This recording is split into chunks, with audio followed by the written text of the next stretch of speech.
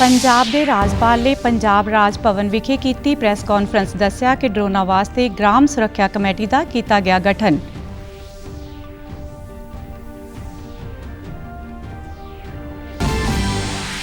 सरकार किसानां दी भलाई लई अनाज ते घट्टो घट्ट समर्थन मुल नूं लगातार वधा रही है। केंद्रीय खेतीबाड़ी मंत्री ने कीता दावा।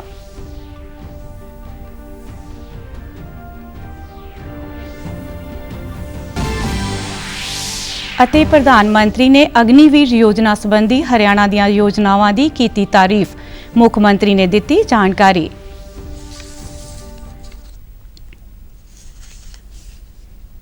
ਨਮਸਕਾਰ, ਖਬਰਾਂ ਦੇ ਇਸ ਬੁਲੇਟਿਨ ਵਿੱਚ ਤੁਹਾਡਾ ਸਵਾਗਤ ਹੈ। ਮੈਂ ਹਾਂ ਅਮਨਦੀਪ ਕੌਰ। ਹੁਣ ਖਬਰਾਂ ਵਿਸਥਾਰ ਨਾਲ। पंजाब के राजपाल और चंडीगढ़ के प्रशासक बनवारी लाल पुरोहित ने कल पंजाब राज भवन विखे एक प्रैस कॉन्फ्रेंस की। इस मौके उन्होंने कहा कि पेंडू खेतरां च ये पता हुंदा है कि कौन गलत करदा है।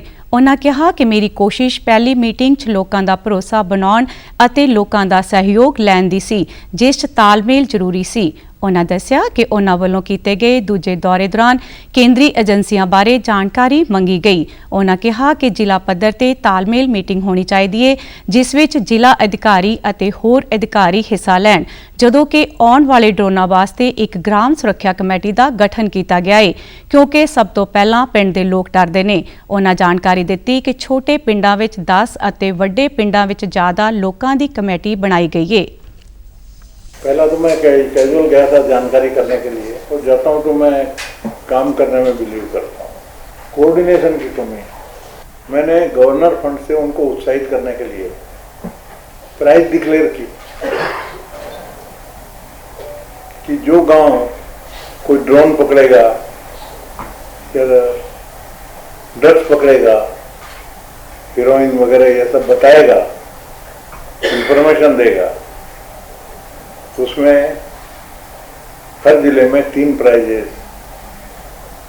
फर्स्ट आएगा उसको 3 लाख वो गांव को, सेकंड प्राइज 2 लाख और थर्ड 1 लाख।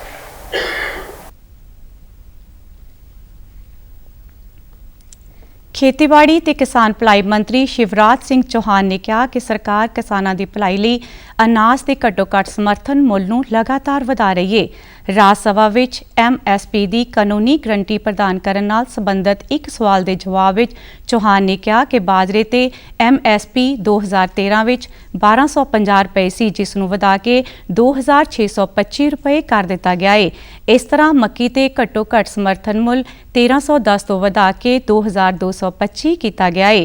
उन्होंने कहा कि कणक ते घट्टो घट्ट समर्थन मुल 1400 रुपए तो वधा के 2275 किया गया है। मंत्री ने कहा कि सरकार किसानां दी भलाई लई वचनबद्ध है ते खादां ते 1,68,000 करोड़ रुपए तो वध दी सबसिडी प्रदान कर रही है। उन्होंने कहा कि सरकार प्रधानमंत्री किसान सम्मान निधि योजना तहत किसानां नूं हर साल 7,000 करोड़ रुपए तो वध दी रकम प्रदान कर रही है। मोदी जी के नेतृत्व में ये सरकार निरंतर किसान के कल्याण के कामों में लगी हुई है, और मैं आपके माध्यम से सदन को ये बताना चाहता हूं कि MSP की दरें किसान को ठीक दाम देने के लिए लगातार बढ़ाई गई है। दूसरा, उत्पादन की लागत घटाना। तीसरा, उत्पादन के ठीक दाम देना। प्राकृतिक आपदा हो तो नुकसान की भरपाई करना। कल कारगिल विजय दिवस मौके देशवासियों ने शहीदों को निੱਘੀ श्रद्धांजलि भेंट की। पाकिस्तान उपर भारतीय फौज की जित का जश्न देश भर मनाया गया। सूचना ते प्रसारण मंत्री अश्विनी वैष्णव ने भी शहीदों को श्रद्धांजलि भेंट की ते रखिया खेतर विच भारत के वाधे पद्धर ते सरहदी खेतर विच सड़कों के निर्माण ते चानना पाया। उन्होंने दस्सिया कि रखिया खेतर विच भारत का दबदबा तेजी नाल वध रहा है। अज इस खेतर विच भारत ने सिर्फ आत्म निर्भर बन रहा है, बल्कि 80 देशों को रखिया उपकरण बरामद भी कर रहा है। देश विच मिजाइल टैक्नोलॉजी, नौसेना जहाज़ और जहाज़ों के निर्माण वर्गे खेतर विच देश ने महत्वपूर्ण तरक्की की है। इस तो इलावा खोज और विकास से भी जोर दिता जा रहा है। ਜਿਸ ਵਿੱਚ ਰੱਖਿਆ, ਖੋਜ ਅਤੇ ਵਿਕਾਸ ਸੰਗਠਨ ਵਰਗੀਆਂ ਸੰਸਥਾਵਾਂ ਨਵਾਚਾਰ ਅਤੇ ਸਵਦੇਸ਼ੀ ਟੈਕਨੋਲੋਜੀ ਵਿਕਾਸ ਵਿੱਚ ਮਹੱਤਵਪੂਰਨ ਭੂਮਿਕਾ ਨਿਭਾ ਰਹੇ ਨੇ। ਸੂਚਨਾ ਅਤੇ ਪ੍ਰਸਾਰ ਨੂੰ ਮੰਤਰੀ ਅਸ਼ਵਨੀ ਵੈਸ਼ਨਵ ਨੇ ਇਸ ਨੂੰ ਸਰਕਾਰ ਦੀ ਵੱਡੀ ਪ੍ਰਾਪਤੀ ਦੱਸਿਆ ਤੇ ਕਿਹਾ ਕਿ ਪ੍ਰਧਾਨ ਮੰਤਰੀ ਨਰਿੰਦਰ ਮੋਦੀ ਦੀ ਅਗਵਾਈ ਹੇਠ ਪਿਛਲੇ 10 ਸਾਲਾਂ ਵਿੱਚ ਭਾਰਤ ਰੱਖਿਆ ਖੇਤਰ ਵਿੱਚ ਆਤਮ ਨਿਰਭਰ ਬਣਿਆ ਹੈ। ਭਾਰਤ ਵਿੱਚ 70% ਰੱਖਿਆ ਉਪਕਰਨਾਂ ਦਾ ਉਤਪਾਦਨ ਹੋਇਆ ਹੈ ਅਤੇ ਲਗਭਗ 25,000 ਕਰੋੜ रुपए ਦੇ ਰੱਖਿਆ ਉਤਪਾਦ ਬਰਾਮਦ ਹੋਏ ਨੇ। आज एक बहुत हाई वैल्यूएशन पहुंचा है और सबसे बड़े गौरव की बात है कि भारत में बने डिफेंस उपकरण आज 80 देशों में एक्सपोर्ट हो रहे हैं। करीब 25,000 करोड़ से ज़्यादा के एक्सपोर्ट्स डिफेंस के हो गए हैं। ਹਰਿਆਣਾ ਦੇ ਮੁੱਖ ਮੰਤਰੀ ਨਾਇਬ ਸਿੰਘ ਸੈਣੀ ਨੇ ਕੱਲ੍ਹ ਕਾਰਗਿਲ ਵਿਜੇ ਦਿਵਸ ਮੌਕੇ ਦਿੱਲੀ ਦੇ ਹਰਿਆਣਾ ਭਵਨ ਵਿੱਚ ਇੱਕ ਪ੍ਰੈਸ ਕਾਨਫਰੰਸ ਕੀਤੀ। ਉਨ੍ਹਾਂ ਜਾਣਕਾਰੀ ਦਿੱਤੀ ਕਿ ਪ੍ਰਧਾਨ ਮੰਤਰੀ ਨਰਿੰਦਰ ਮੋਦੀ ਨੇ ਅਗਨੀਵੀਰ ਯੋਜਨਾ ਸੰਬੰਧੀ ਹਰਿਆਣਾ ਦੀਆਂ ਯੋਜਨਾਵਾਂ ਦੀ ਤਾਰੀਫ ਕੀਤੀ ਹੈ। ਮੁੱਖ ਮੰਤਰੀ ਨੇ ਕਿਹਾ ਕਿ ਉਹ ਪ੍ਰਧਾਨ ਮੰਤਰੀ ਦੇ ਮਿਸ਼ਨ ਨੂੰ ਰੁਕਣ ਨਹੀਂ ਦੇਣਗੇ ਤੇ ਹਰਿਆਣਾ ਪ੍ਰਧਾਨ ਮੰਤਰੀ ਦੇ ਵਿਜ਼ਨ ਦੀ ਮਜ਼ਬੂਤੀ ਨਾਲ ਪੈਰਵੀ ਕਰੇਗਾ। ਉਨ੍ਹਾਂ ਪ੍ਰਧਾਨ ਮੰਤਰੀ ਦਾ ਧੰਨਵਾਦ ਕਰਦੇ ਹੋਏ ਕਿਹਾ ਕਿ ਰਾਜ ਨੇ ਅਗਨੀਵੀਰ ਸੰਬੰਧੀ ਕਈ ਯੋਜਨਾਵਾਂ ਲਾਗੂ ਕੀਤੀਆਂ ਨੇ। ਇਨ੍ਹਾਂ ਯੋਜਨਾਵਾਂ ਤਹਿਤ ਗਰੁੱਪ B, C ਅਤੇ D ਦੀਆਂ ਨੌਕਰੀਆਂ ਵਿੱਚ ਰਾਖਵਾਂਕਰਨ ਅਤੇ ਅਗਨੀਵੀਰ ਸਥਾਪਿਤ ਹੋਣ ਤੇ 5 ਲੱਖ ਰੁਪਏ ਤੱਕ ਦਾ ਵਿਆਜ ਮੁਕਤ ਕਰਜ਼ਾ ਮੁਹੱਈਆ ਕਰਵਾਉਣਾ शामिल है। तो किस तरीके से रजिस्ट किया जाए, किस तरीके से उनको आगे बढ़ाया जाए, उसके लिए आज आदरणीय प्रधानमंत्री जी ने हरियाणा को अप्रिशिएट किया है। और जब अप्रिशिएट अगर एक बड़े मिशन के लिए वो करते हैं तो मैं दिल से आदरणीय प्रधानमंत्री जी का धन्यवाद करता हूं और उनके मिशन को हम कभी पीछे नहीं रुकने देंगे, उसको आगे बढ़ाने का काम करेंगे। ਮੁੱਖ ਮੰਤਰੀ ਨੇ ਕਿਹਾ ਕਿ ਹਰਿਆਣਾ ਵਿੱਚ ਲੋਕਾਂ ਨੂੰ ਨਿਰਵਿਘਨ ਸਿਹਤ ਸੇਵਾਵਾਂ ਪ੍ਰਦਾਨ ਕੀਤੀਆਂ ਜਾ ਰਹੀਆਂ ਨੇ। ਕਿਸੇ ਦੁਰਘਟਨਾ ਦੀ ਸੂਰਤ ਵਿੱਚ ਸਿਹਤ ਵਿਭਾਗ ਦੀਆਂ ਸੇਵਾਵਾਂ ਨੂੰ ਵੀ ਡਾਇਲ 112 ਸੇਵਾ ਨਾਲ ਜੋੜਿਆ ਗਿਆ ਹੈ। ਉਨ੍ਹਾਂ ਕਿਹਾ ਕਿ ਇੱਕ ਵਾਰ ਹਾਦਸੇ ਦਾ ਸ਼ਿਕਾਰ ਹੋਏ ਵਿਅਕਤੀ ਨੂੰ ਦਾਖਲ ਕਰਵਾਇਆ ਜਾਂਦਾ ਹੈ ਤਾਂ ਹਸਪਤਾਲ ਦਾ ਖਰਚਾ ਸਰਕਾਰ ਵੱਲੋਂ ਚੁੱਕਿਆ ਜਾਵੇਗਾ। ਹਰਿਆਣਾ ਦੇ ਸਾਬਕਾ ਉਪ ਮੁੱਖ ਮੰਤਰੀ ਦੁਸ਼ਯੰਤ ਚੌਟਾਲਾ ਨੇ ਕੱਲ੍ਹ ਚੰਡੀਗੜ੍ਹ ਵਿੱਚ ਇੱਕ ਅਹਿਮ ਪ੍ਰੈਸ ਕਾਨਫਰੰਸ ਕੀਤੀ ਹੈ। ਇਸ ਮੌਕੇ ਉਨ੍ਹਾਂ ਕੇਂਦਰ ਸਰਕਾਰ ਉੱਤੇ ਨਿਸ਼ਾਨਾ ਸਾਧਦਿਆਂ ਕਿਹਾ ਕਿ ਕੇਂਦਰ ਸਰਕਾਰ ਨੇ ਇਸ ਵਾਰ ਆਪਣੇ ਬਜਟ ਵਿੱਚ ਹਰਿਆਣਾ ਨੂੰ ਪੂਰੀ ਤਰ੍ਹਾਂ ਨਜ਼ਰਅੰਦਾਜ਼ ਕੀਤਾ ਹੈ। ਉਨ੍ਹਾਂ ਕਿਹਾ ਕਿ ਹਰਿਆਣਾ 'ਚ ਕੇਂਦਰ ਤੋਂ ਮਨਜ਼ੂਰਸ਼ੁਦਾ ਪ੍ਰੋਜੈਕਟ ਵੀ ਰੁਕਣਗੇ ਕਿਉਂਕਿ ਕੇਂਦਰੀ ਬਜਟ ਵਿੱਚ ਇਨ੍ਹਾਂ ਪ੍ਰੋਜੈਕਟਾਂ ਲਈ ਬਜਟ ਦਾ ਕੋਈ ਪ੍ਰਬੰਧ ਨਹੀਂ ਸੀ। ਇਸ ਮੌਕੇ ਦੁਸ਼ਯੰਤ ਚੌਟਾਲਾ ਨੇ ਹਰਿਆਣਾ ਦੇ ਮੁੱਖ ਮੰਤਰੀ ਨਾਇਬ ਸਿੰਘ ਸੈਣੀ ਨੂੰ ਯੂਟਰਨ ਮੁੱਖ ਮੰਤਰੀ ਵੀ ਕਰਾਰ ਦਿੱਤਾ। ਉਨ੍ਹਾਂ ਕਿਹਾ ਕਿ ਉਹ ਉਚਾਨਾ ਤੋਂ ਵਿਧਾਇਕ ਨੇ ਤੇ ਇਸ ਵਾਰ ਵੀ ਇਸ ਸੀਟ ਤੋਂ ਹੀ ਚੋਣ ਲੜਨਗੇ।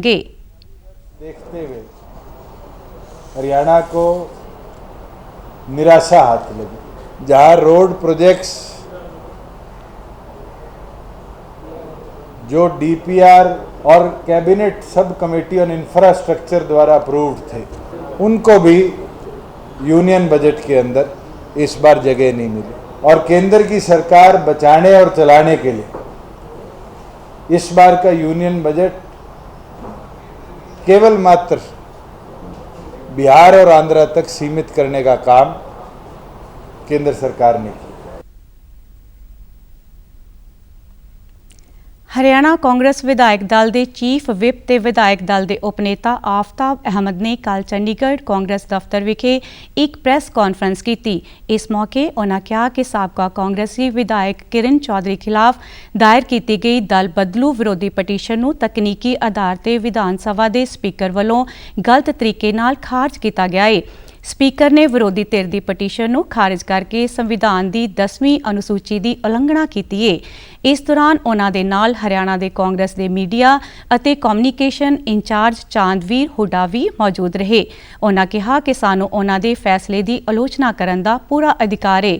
ਬੀਤੇ ਦਿਨੀ ਸਪੀਕਰ ਨੇ ਸਾਬਕਾ ਕਾਂਗਰਸੀ ਵਿਧਾਇਕ ਕਿਰਨ ਚੌਧਰੀ ਦੀ ਮੈਂਬਰਸ਼ਿਪ ਰੱਦ ਕਰਨ ਨੂੰ ਲੈ ਕੇ ਜੋ ਫੈਸਲਾ ਸੁਣਾਇਆ ਹੈ ਉਹ ਇੱਕ ਅਗਿਆਨਤਾ ਦਾ ਪ੍ਰਤੀਕ ਹੈ।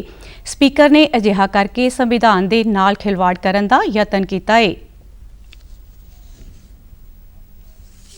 आज व्यक्ति को अगर मंत्री बनाया जाना है तो अलग से उसके लिए शपथ ग्रहण होनी चाहिए थी, लेकिन वो ना करा के उसको कंटिन्यू कराया गया, ये भी गलत है। तो हम कहेंगे कि स्पीकर महोदय से हमने ये जो नोटिस दिए थे और रिमाइंडर दिए थे और पटिशन दी थी, कोई भी सदस्य किसी अपनी राजनीतिक पार्टी की स्वेच्छा से छोड़ता है तो उसी वक्त संविधान के 10वें शेड्यूल के मुताबिक उसकी डिस्क्वालिफिकेशन बन जाती है और उसके जो है स्पीकर महोदय को उसका संज्ञान लेना चाहिए था।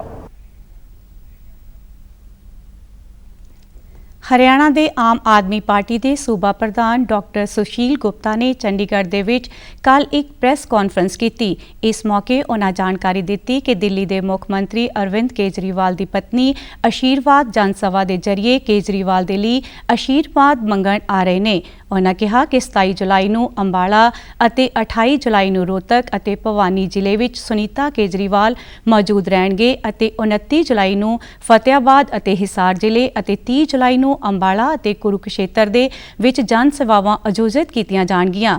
ਉਨ੍ਹਾਂ ਕਿਹਾ ਕਿ ਦਿੱਲੀ ਅਤੇ ਪੰਜਾਬ ਵਿੱਚ ਅਰਵਿੰਦ ਕੇਜਰੀਵਾਲ ਨੇ ਆਪਣੀਆਂ ਗਰੰਟੀਆਂ ਨੂੰ ਪੂਰਾ ਕਰਕੇ ਆਮ ਆਦਮੀ ਦੇ ਜੀਵਨ ਨੂੰ ਖੁਸ਼ਹਾਲ ਕੀਤਾ ਹੈ। ਉਨ੍ਹਾਂ ਕਿਹਾ ਕਿ ਹੁਣ ਹਰਿਆਣਾ ਦੀ ਵਾਰੀ ਹੈ ਅਤੇ ਹਰਿਆਣਾ ਹਰਿਆਣਵੀ ਲੋਕਾਂ ਦਾ ਹੈ ਤੇ ਉਹਨਾਂ ਦਾ ਹੈ ਜੋ ਹਰਿਆਣਾ ਦੇ ਕਿਸਾਨਾਂ, ਜਵਾਨਾਂ ਤੇ ਇੱਥੋਂ ਦੇ ਆਮ ਆਦਮੀ ਲਈ ਸੋਚਦੇ ਨੇ ਤੇ ਕੰਮ ਕਰਦੇ ਨੇ।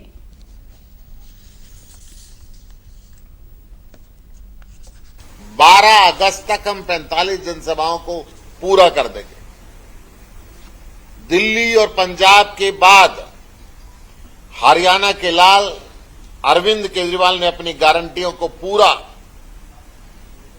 तो दोनों राज्यों में किया, दोनों राज्यों के आम आदमी के जीवन को खुशहाल किया। हरियाणा के हर व्यक्ति के लिए गर्व की बात है कि उनके बेटे ने, उनके भाई ने आम लोगों के जीवन को इतना बेहतर बनाया और अब हरियाणा की बारी है। ਕੇਂਦਰੀ ਵਿਦਿਆਲਿਆ ਸੰਗਠਨ ਚੰਡੀਗੜ੍ਹ ਡਿਵੀਜ਼ਨ ਦੇ ਸਹਿਯੋਗ ਨਾਲ 22 ਤੋਂ 26 ਜੁਲਾਈ ਤੱਕ ਇੱਕ 5 ਦਿਨਾ ਇੰਡਕਸ਼ਨ ਪ੍ਰੋਗਰਾਮ ਦਾ ਆਯੋਜਨ ਕੀਤਾ ਗਿਆ। ਇਸ ਪ੍ਰੋਗਰਾਮ ਵਿੱਚ ਪੰਜਾਬ, ਹਿਮਾਚਲ ਪ੍ਰਦੇਸ਼, ਹਰਿਆਣਾ, ਜੰਮੂ ਕਸ਼ਮੀਰ ਅਤੇ ਓਡੀਸ਼ਾ ਤੋਂ ਕੁੱਲ 52 ਨਵਨਿਯੁਕਤ TGT ਕੰਮ ਦੇ ਤਜਰਬੇ ਵਾਲੇ ਅਧਿਆਪਕਾਂ ਨੇ ਭਾਗ ਲਿਆ। ਇਸ ਇੰਡਕਸ਼ਨ ਪ੍ਰੋਗਰਾਮ ਵਿੱਚ ਕਿੱਤਾ ਮੁਖੀ ਅਤੇ ਰੁਜ਼ਗਾਰ ਮੁਖੀ ਸਿੱਖਿਆ ਨੂੰ ਉਤਸ਼ਾਹਿਤ ਕਰਨ ਤੇ ਜ਼ੋਰ ਦਿੱਤਾ ਗਿਆ। ਇਹ ਇਸ ਗੱਲ ਤੇ ਕੇਂਦਰਿਤ ਸੀ ਕਿ ਕਿਵੇਂ ਭਾਗੀਦਾਰ ਨਵੀਆਂ ਤਕਨੀਕਾਂ ਦੀ ਵਰਤੋਂ ਕਰਦੇ ਹੋਏ ਬੱਚਿਆਂ ਨੂੰ ਪ੍ਰਭਾਵਸ਼ਾਲੀ ਢੰਗ ਨਾਲ ਸਿਖਾ ਸਕਦੇ ਨੇ। ਇਸ ਪ੍ਰੋਗਰਾਮ ਵਿੱਚ ਨਵੀਂ ਰਾਸ਼ਟਰੀ ਸਿੱਖਿਆ ਨੀਤੀ 2020, ਰਾਸ਼ਟਰੀ ਪਾਠਕ੍ਰਮ ਫਰੇਮਵਰਕ 2023, ਕਲਾਸਰੂਮ ਪ੍ਰਬੰਧਨ, ਡਿਜੀਟਲ ਮਾਧਿਅਮ, artificial intelligence, UBI portal, record ਦੀ ਸਾਂਭ ਸੰਭਾਲ, ਸਕੂਲ ਦੀ ਇਮਾਰਤ ਦੀ ਸਾਂਭ ਸੰਭਾਲ ਆਦਿ ਵਰਗੇ ਕਈ ਮਹੱਤਵਪੂਰਨ ਵਿਸ਼ਿਆਂ ਤੇ ਵਿਸਥਾਰ ਨਾਲ ਚਰਚਾ ਕੀਤੀ ਗਈ। ਨਵੇਂ ਨਿਯੁਕਤ ਭਾਗੀਦਾਰਾਂ ਨੂੰ ਆਪਣੇ ਕੰਮ ਨੂੰ ਪ੍ਰਭਾਵਸ਼ਾਲੀ ਢੰਗ ਨਾਲ ਕਰਨ ਲਈ ਤਿਆਰ ਕੀਤਾ ਗਿਆ ਸੀ। जीट के जो डायरेक्टर हैं मुकेश कुमार सर, उन्होंने बताया कि कैसे हमें एम्फेसाइज करना है WE सिलेबस को, जो वर्क एजुकेशन का सिलेबस है उसको NEP 2020 के अकॉर्डिंग कैसे एम्फेसाइज करना है। सुरेंद्र सिंह सर हैं, उन्होंने बताया कि आपको मतलब एज ए टीचर क्या क्या आपकी जॉब रेस्पॉन्सिबिलिटीज़ हैं और क्या क्या आपके पास चैलेंजेस आएंगे, तो आपको उसके लिए रेडी रहना है। इस इंडक्शन कोर्स में हमें अलग अलग तरीके के गुर सिखाए गए ताकि हम और इफ़ेक्टिव तरीके से बच्चों को पढ़ा सकें। इसमें सबसे पहले हमें सिखाया गया कि हमारा एज अ WE टीचर सबसे अहम रोल है, हमें अहम जो भूमिका है वो है बच्चों को पढ़ाना, स्किल्स सिखाना, उनको भविष्य के लिए तैयार करना। ਇਹ ਪ੍ਰੋਗਰਾਮ ਕੇਂਦਰੀ ਵਿਦਿਆਲਿਆ ਸੰਗਠਨ ਚੰਡੀਗੜ੍ਹ ਡਿਵੀਜ਼ਨ ਦੀ ਡਿਪਟੀ ਕਮਿਸ਼ਨ ਪ੍ਰੀਤੀ ਸਕਸੈਨਾ ਦੀ ਅਗਵਾਈ ਹੇਠ ਕਰਵਾਇਆ ਗਿਆ। ਇਸ ਮੌਕੇ ਕੇਂਦਰੀ ਵਿਦਿਆਲਿਆ ਦੇ ਵਰਿੰਦਰ ਕੁਮਾਰ वर्मा ने इस प्रोग्राम बारे मीडिया ਨੂੰ जानकारी दी। इसमें रोजगार परक शिक्षा और व्यावसायिक शिक्षा पे बल दिया गया और नए शिक्षकों को इस बात से अवगत कराया गया कि उन्हें अपने विद्यालयों में किस तरीके से इस शिक्षा को, रोजगार परक शिक्षा का बढ़ावा देना है और विद्यार्थियों में एक नई जोश उमंग पैदा करनी है। ਪੰਜਾਬ ਦੇ ਰਾਜਪਾਲ ਅਤੇ ਚੰਡੀਗੜ੍ਹ ਦੇ ਪ੍ਰਸ਼ਾਸਕ ਬਨਵਾਰੀ ਲਾਲ ਪੁਰੋਹਿਤ ਨੇ ਕੱਲ੍ਹ ਐਲੈਂਜਰੈਂਸ ਗਲੀ ਕ੍ਰਿਕਟ ਟੂਰਨਾਮੈਂਟ ਦਾ ਉਦਘਾਟਨ ਕੀਤਾ ਹੈ। 17 ਦਿਨਾਂ ਤੱਕ ਚੱਲਣ ਵਾਲੇ ਇਸ ਟੂਰਨਾਮੈਂਟ ਵਿੱਚ ਸ਼ਹਿਰ ਦੇ 14 ਤੋਂ 18 ਸਾਲ ਦੇ ਕਰੀਬ 3600 ਨੌਜਵਾਨ ਲੜਕੇ ਲੜਕੀਆਂ 300 ਟੀਮਾਂ ਦੀ ਨੁਮਾਇੰਦਗੀ ਕਰ ਰਹੇ ਨੇ। ਇਹ ਟੂਰਨਾਮੈਂਟ UT ਕ੍ਰਿਕਟ ਐਸੋਸੀਏਸ਼ਨ ਅਤੇ ਚੰਡੀਗੜ੍ਹ ਪੁਲਿਸ ਦੇ ਸਹਿਯੋਗ ਨਾਲ ਕਰਵਾਇਆ ਜਾ ਰਿਹਾ ਹੈ। ਇਸ ਮੌਕੇ ਆਪਣੇ ਸੰਬੋਧਨ ਵਿੱਚ ਬਨਵਾਰੀ ਲਾਲ ਪੁਰੋਹਿਤ ਨੇ ਚੇਅਰਮੈਨ ਸੰਜੇ ਟੰਡਨ ਦੇ ਯਤਨਾਂ ਦੀ ਸ਼ਲਾਘਾ ਕਰਦਿਆਂ ਕਿਹਾ ਕਿ ਇਸ ਉਪਰਾਲੇ ਨੇ ਪਛੜੇ ਬੱਚਿਆਂ ਨੂੰ ਖੇਡਾਂ ਨਾਲ ਜੋੜਨ ਲਈ ਇੱਕ ਵਧੀਆ ਪਲੇਟਫਾਰਮ ਤਿਆਰ ਕੀਤਾ ਹੈ। ਉਨ੍ਹਾਂ ਕਿਹਾ ਕਿ ਜਿੱਥੇ ਪ੍ਰਸ਼ਾਸਨ ਵੱਲੋਂ ਨਸ਼ਾ ਛਡਾਉਣ ਲਈ ਪੂਰੀ ਵਾਹ ਲਾਈ ਜਾ ਰਹੀ ਹੈ ਤਾਂ ਉੱਥੇ ਹੀ ਪੁਲਿਸ ਵੀ ਇਸ ਮੁਹਿੰਮ ਨੂੰ ਹੋਰ ਮਜ਼ਬੂਤ ਕਰਨ ਲਈ ਕੋਈ ਕਸਰ ਬਾਕੀ नहीं छाड़ रही। इन बच्चों में से ही जो गली क्रिकेट के माध्यम से शुरुआत की है, ट्रेन हो रहे हैं, इनमें से न जाने कोई अगला विश्व कप मिले उसमें भागीदार बन जाए, यही हमारी इच्छा है और असंभव कुछ नहीं है। डेडिकेशन है। बच्चों ने आज तय कर लिया कि मुझे आगे जाना है, तो इसी से तो खेलते खेलते आगे बढ़ेंगे। क्रिकेट एसोसिएशन बहुत अच्छा काम कर रही है। ਆਪਣੇ ਸੰਬੋਧਨ ਵਿੱਚ UTCA ਦੇ ਪ੍ਰਧਾਨ ਸੰਜੇ ਟੰਡਨ ਨੇ ਕਿਹਾ ਕਿ ਟੂਰਨਾਮੈਂਟ ਦਾ ਵਿਸ਼ਾ ਨਾ ਸਿਰਫ ਭਾਰਤ ਸਰਕਾਰ ਦੀ ਨਸ਼ਾ ਛੁਡਾਊ ਮੁਹਿੰਮ ਨੂੰ ਮਜ਼ਬੂਤ ਕਰਨਾ ਹੈ, ਸਗੋਂ ਨੌਜਵਾਨਾਂ ਨੂੰ ਕ੍ਰਿਕਟ ਨਾਲ ਜੋੜਨ ਅਤੇ ਚੰਡੀਗੜ੍ਹ ਦੀ ਨੁਮਾਇੰਦਗੀ ਕਰਨਾ ਵੀ ਹੈ। ਉਹਨਾਂ ਦੱਸਿਆ ਕਿ ਆਯੋਜਕ 300 ਟੀਮਾਂ ਦੀ ਭਾਗੀਦਾਰੀ ਨਾਲ ਏਸ਼ੀਅਨ ਬੁੱਕ ਆਫ ਰਿਕਾਰਡਸ ਵਿੱਚ ਆਪਣਾ ਨਾਮ ਦਰਜ ਕਰਵਾਉਣਗੇ, ਜੋ ਪਿਛਲੇ ਸਾਲ ਦੇ ਮੁਕਾਬਲੇ 2024 ਟੀਮਾਂ ਤੋਂ ਵੱਧ ਗਿਆ ਹੈ।